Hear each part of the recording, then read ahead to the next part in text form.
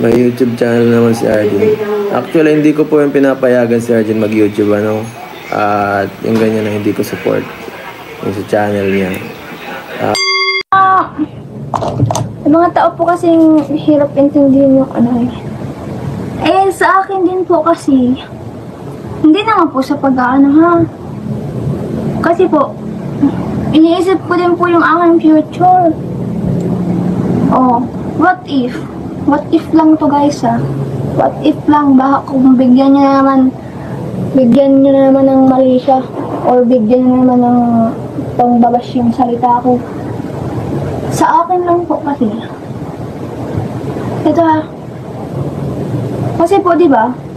Minsan na lang din akong i-vlog ni Kuya Edo kasi busy siya. Yun yung ano ko doon. Yun yung ano ko doon po. Di ba po kasi, minsan na lang akong i-vlog ni Kuya Edo. So, ito po kasi yun. Baka ang hirap niyong maintindihan. Hirap niyong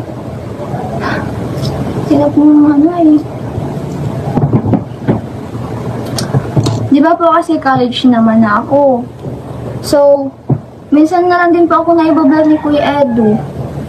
Tsaka, yung course ko po, ito na po ha, baka kung i-watch na naman ako dahil sa akin akong course. Kasi nga, di ba? Nursing. Halos araw-araw yung aking gastusin. Saan ba ako kukuha ng panggastos ko? Ganun po yun ang iniisip ko. Gusto ko lang naman po ng ano. Tapos sasabihin nyo, walang magulang. Wala ba yung magulang? Gaganin nyo ako. Member na po ba si Arjen ng Kalingap Angels Batch 2? Hindi po alam, ano? Pero okay lang naman po sa akin kung masama siya. Kaya may mga sabi-sabi lang po na ewan ko po kung totoo yun, ano, sinabi ni Kalingap Rob na isasama. Pero kung ano, payag naman po tayo. Wala naman tayong pinapagkait dito sa channel natin. Kahit sino po ang hugutin ni Rob sa channel ko na tulungan, mas maganda nga po yun eh, para mas matulungan sila. May YouTube channel naman si Arjen. Actually, hindi ko po yung pinapayagan si Arjen mag-YouTube, ano. At yung ganyan na hindi ko support yung sa channel niya. Actually, hindi po yun, bawal po yun. Bawal mag-vlog pagka tinutulungan. Kasi syempre, bakit ka magpa-vlog? Diba? Tinutulungan natin. Ibig sabihin, hindi niya na tayo kailangan. So, dyan po tayo, medyo medyo against tayo dyan kay Arjen sa ano niyang yun. Sana hindi niya na masyado yan. Kasi bawal po talaga yun sa Kalingap, ano. Kahit pa sa isa po tayo sa pinakamatagal sa Kalingap dito. Alam po natin ang rules. Depende na lang po kung sinabihan kayo na yan, binigyan kayo ng go signal ni Kalingap Rob or ni Kuya Bal. Opo, bawal maging matigas ang ulo dito.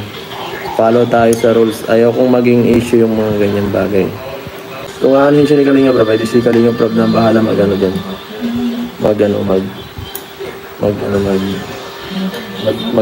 Tawag dito. Si Kalingap.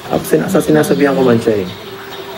Kaso, nasa kanya pa ng decision. Pag pinagpatuloy yan, may penalty yan. May kapatawarang penalty. Pwede mag-stop or ano, ang tulong or wala na talaga ano. Ganun, pwede mag-stop. Na-misunderstand niya po yung sa live selling kasi ang akala ko po doon sa Facebook lang siya hindi sa YouTube. Wala naman, bihira po naman may mag-live selling sa YouTube, di ba? Kasi wala naman pong nanonood basta-basta ng live selling sa YouTube.